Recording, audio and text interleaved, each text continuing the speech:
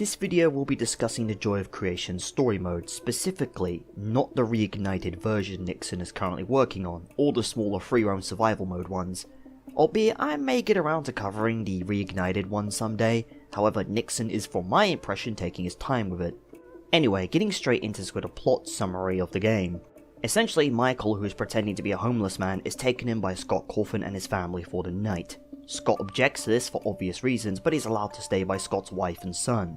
Albeit unknown to the family, Michael is a demonic doppelganger who struck a deal with the other doppelgangers who take the form of the Five Nights at Freddy's animatronics. Said deal being, they get to kill Scott in exchange for Michael being able to become human and live a human life. Said demonic doppelgangers feeding off the creative joy Scott had while creating Five Nights at Freddy's. Albeit that doesn't make much sense when you actually think about it. Or presumably the joy around Five Nights at Freddy's as a whole, which seems to be implied by Five Nights at Freddy's as a whole completely ceasing to be known about or even talked about after the game's events.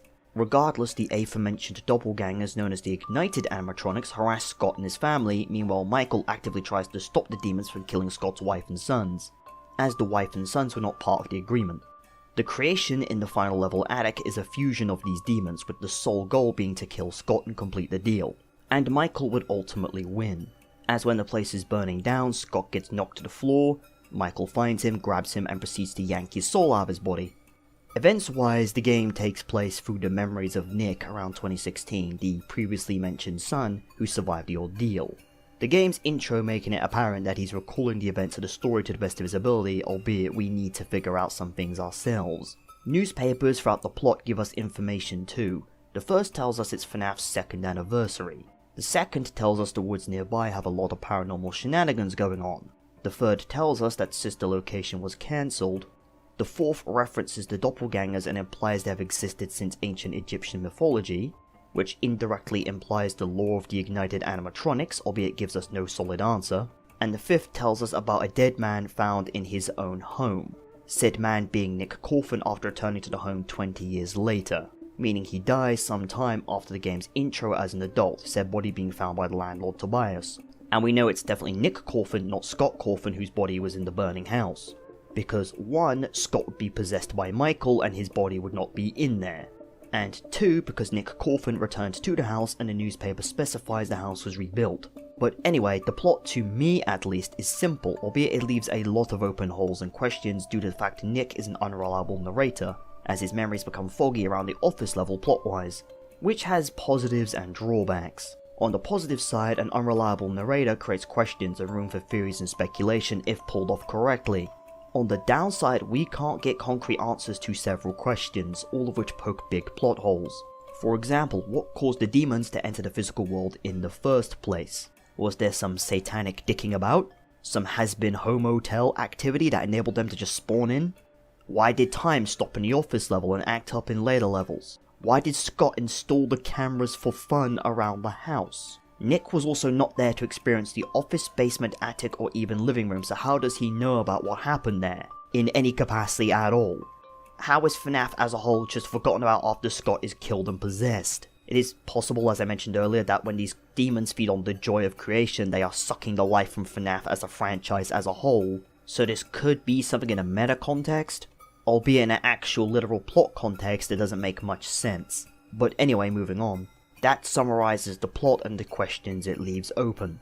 Moving on in regards to characterization, Scott himself is clearly cautious, logical, able to pick up on the obvious, cares about his family stated in dialogue of the office level, and he's willing to go into dark, escapeless basements to find his kids while the monsters are hunting them.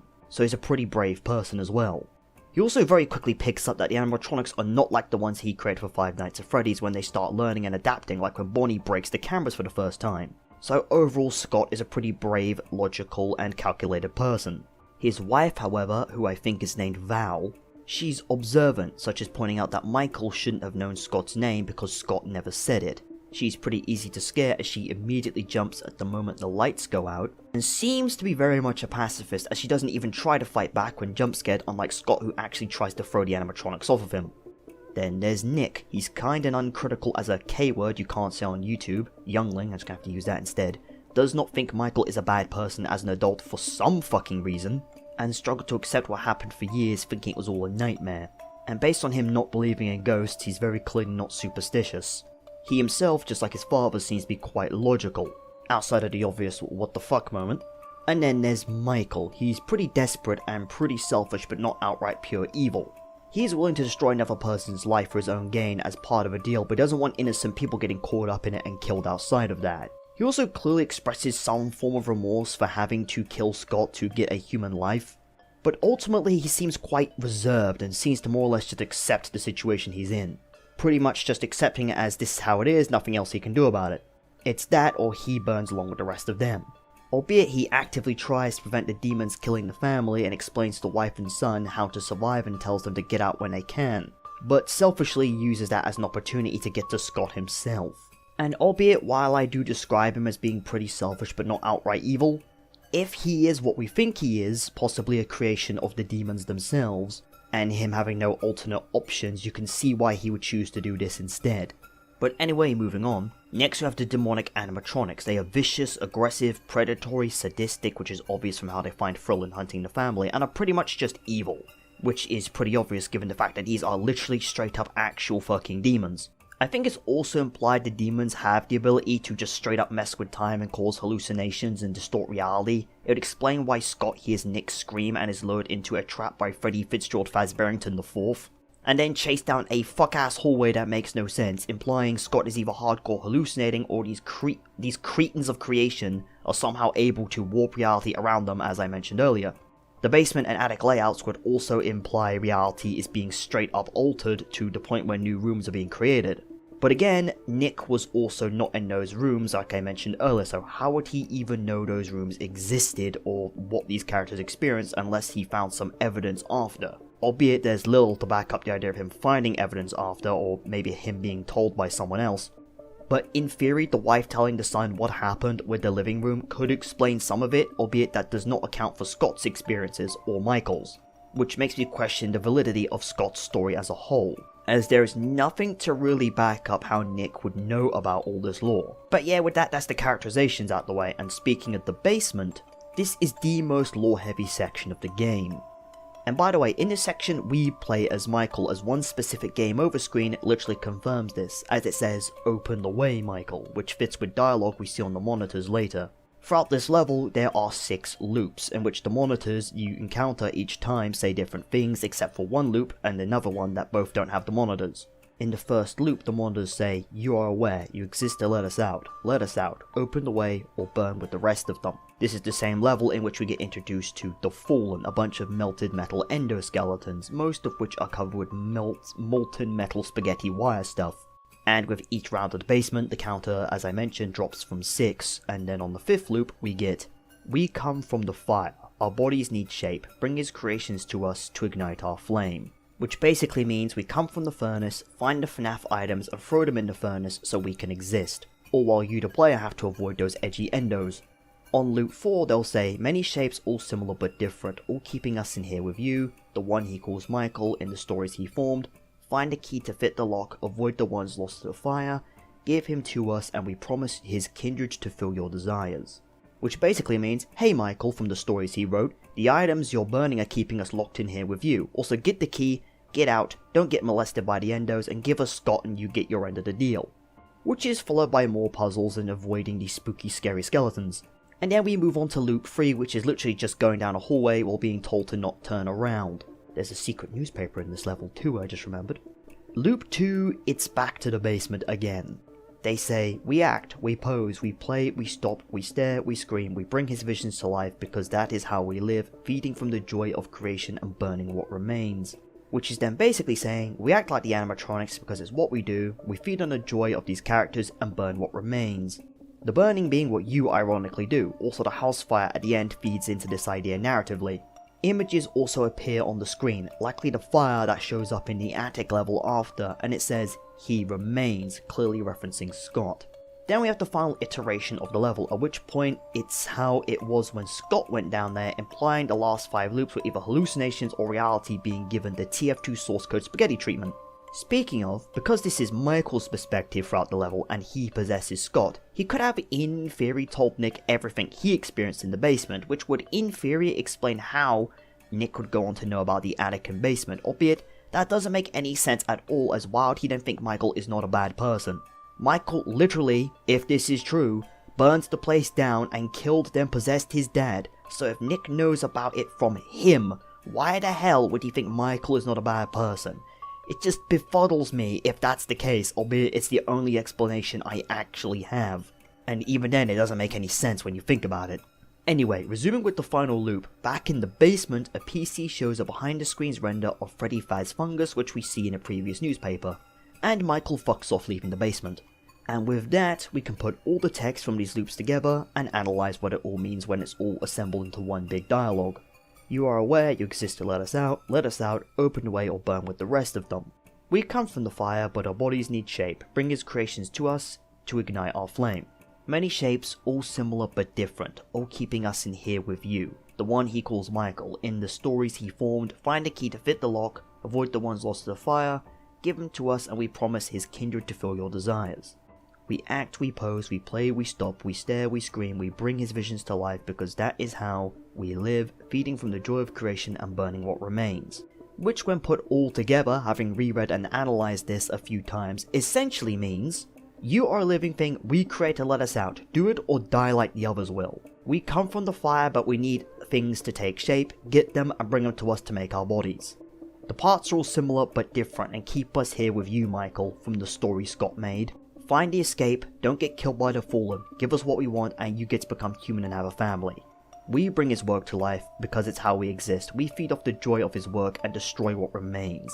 All of this implying that Michael, as I mentioned earlier, is a potential creation of the Ignited, which would explain how he has no memory and how he got into Scott's house at the start and why he looks like he was in a bonfire.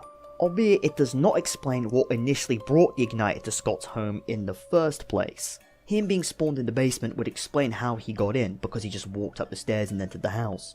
Which would mean the basement is chronologically the first, and the monitors showing off the fire is what the demons wanted to happen. Albeit again, there's no way Nick could know about any of this and still think Michael's not a bad person, when he was literally spawned by demons, burnt down a house, possessed his dad, shit I already said. Also, however, if Michael takes too long in the basement, the demons do grow impatient and he hallucinates an endoskeleton, which implies the demons see him as a mere tool to an end.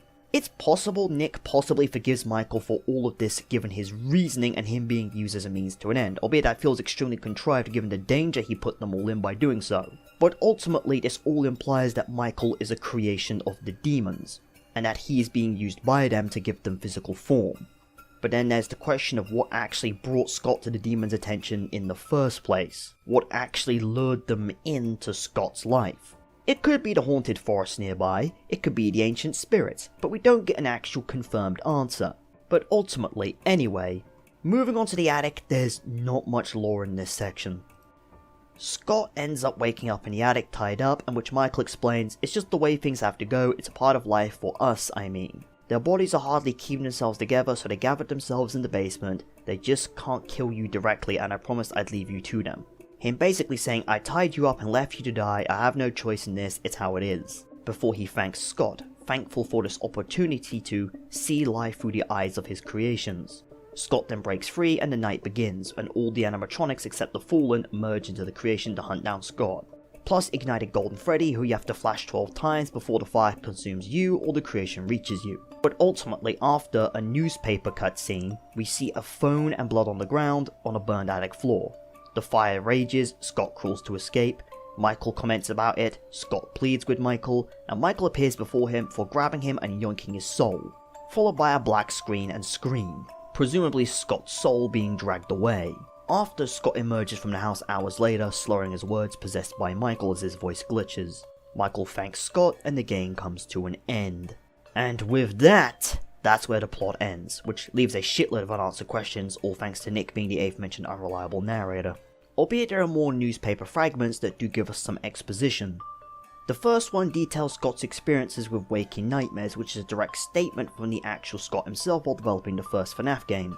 One could interpret his nightmares of Bonnie as a first contact with the demons that brought them to him, albeit this timeline is 2 years from start to end, so that's unlikely. Unless this contact somehow made them stick to him, and when the franchise got big, they fed on the joy of his creation and killed the franchise, albeit that feels like a massive stretch. Second is the new horror phenomenon has massive success with young, again can't say that word, I have to use younglings because otherwise YouTube will nuke this video, but yeah, younglings.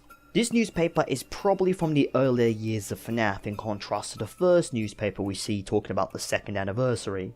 The third newspaper is tragedy continues to haunt family in Texas as police fail to find the missing man and the trail goes cold.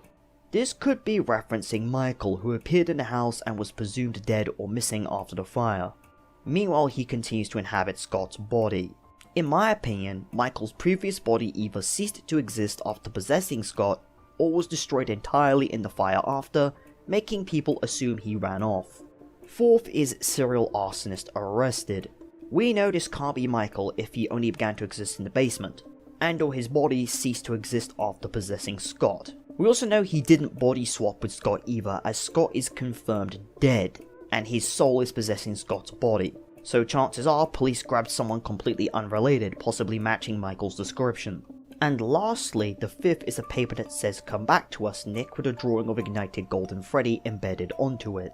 This probably being left by the demons and still haunting Nick in some way. Albeit despite these 5 papers, we don't really get any answers, just either more questions or more exposition, albeit that's it.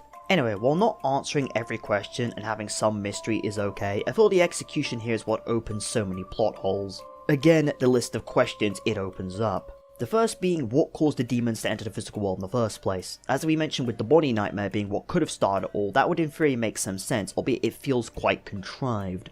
Especially considering the 2-year gap. And it doesn't explain why they chose Scott of all people to target, because if they feed on the joy of creation, why don't they target something much larger with more stuff and staff to feed on?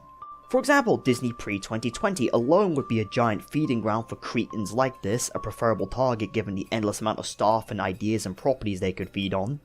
Never mind the countless other giant media companies and indie devs around that time too. Also, why did time stop in the office level and act up in later levels? Was reality also warping or just hallucinations? Possibly both, no idea. But ultimately, does that matter?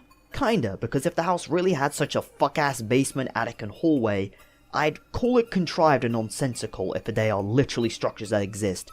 So either Scott has a fuck-ass house that shouldn't exist, or these cretins are warping reality, albeit there's a question of how are they doing this? Demon powers? Probably, albeit that feels too flimsy of an excuse, considering they can only barely hold themselves together for so long and they had to merge into the creation to be stable enough to actually try and attack Scott. What I'm saying here is, if the creatures are too weak to even hold their form together for a prolonged amount of time, they shouldn't have the strength and energy to warp fucking reality. Like, if they can barely keep their own existence together, no fucking way are they creating new hallways and shit. Also, why did Scott install cameras for fun around the house? Like, this just feels quite contrived and silly. If he wanted them up for security, I'd get it then, but for fun? Really? And also, given his reaction to the Bonnie nightmares, I doubt he'd want to play FNAF IRL with his son or whatever excuse, considering it would likely remind him of those. Hell, if anything, considering Scott as a person, trying to play FNAF IRL with your son with cameras set up around the house would probably make those dreams worse. Even then, no matter what excuse, just them being for fun feels silly and out of place plot-wise. If Scott instead felt paranoid and decided to set the cameras up just in case the worst case scenario happened, it would have made more sense. But just saying for fun just feels stupid. Again, Nick was not there to experience the office, basement, attic, etc., so how would he know about them at all? Honestly, every explanation I come up with and previously said outside of the mom telling him has massive holes in it, so I'm not going to bother repeating here. Even her telling him doesn't quite explain it all, so I can't really come up with a solid explanation of why that is. Unless Nick is just making shit up to fill in the blanks. But do keep in mind he's relying on his memory, so how could he remember things from another person's perspective entirely? Unless he was told about it or found evidence, but then again, nothing to back that up. And finally, how is FNAF as a whole just forgotten after Scott killed and possessed? Like, I know these creatures feed on the joy of creation, but I fail to see how that just kills an entire franchise which is well known across the world, unless it's meant in a symbolic sense. Then again, there's much larger franchises to target as said. Again, just feels a little contrived. But ultimately, despite all of that, despite the writing being riddled with plot holes, there are things I absolutely love about the joy of creation. First is the way it circumvents your expectations. Having the animatronics change behavior between levels is fascinating. Bonnie punching a camera for the first time. Scott reacts the exact way someone who knows FNAF would. He freaks the fuck out, as anyone realistically should.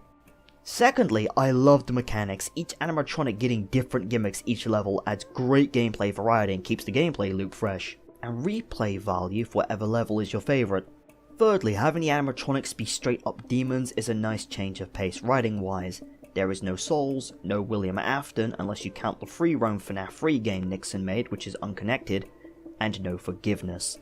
These are not the animatronics you know. No, they are actual genuine monsters. Fourthly, I absolutely adore the design of the ignited animatronics. They truly look like they were burned and damaged, and their monstrous nature shines through in how they move and hunt the player. Ignited Foxy is my personal favourite. He looks so rad, I absolutely love it. Fifthly, I feel the story has great ideas despite the shortcomings in execution, and a bit more characterization would have been nice too. And I hope the Reignited collection fixes these. Sixthly, while the story itself has issues, I still enjoy it for what it is, and I much enjoy the themes here.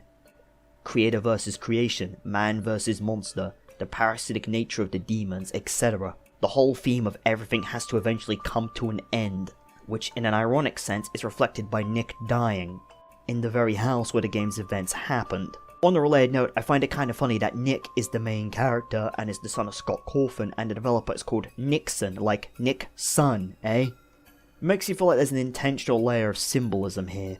And seventhly, lastly, it's personally my favourite FNAF fan game. It single-handedly reignited my interest in the franchise after the 4th game, which unfortunately, with good fucking reason, ceased to exist as of Security Breach. Since then, I've had no interest in the mainline FNAF games, albeit I do enjoy the fan projects people create from time to time.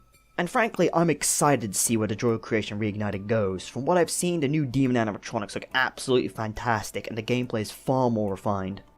And I hope the story is as refined as well. But I'll have to maybe give it a look when it comes out, albeit it's probably going to be a while, which is good. Last thing we need is that being rushed. But anyway, with that, in summary, the Joy of Creation story mode is a great game with a pretty okay story. It's flawed like anything, but I enjoy it regardless. Also, the obvious subscribe, like, comment bell, you get the fucking idea. Anyway, happy Halloween. I hope you enjoyed this sort of glossary analysis of the Joy of Creation. Happy Halloween, good day or night. See you next time.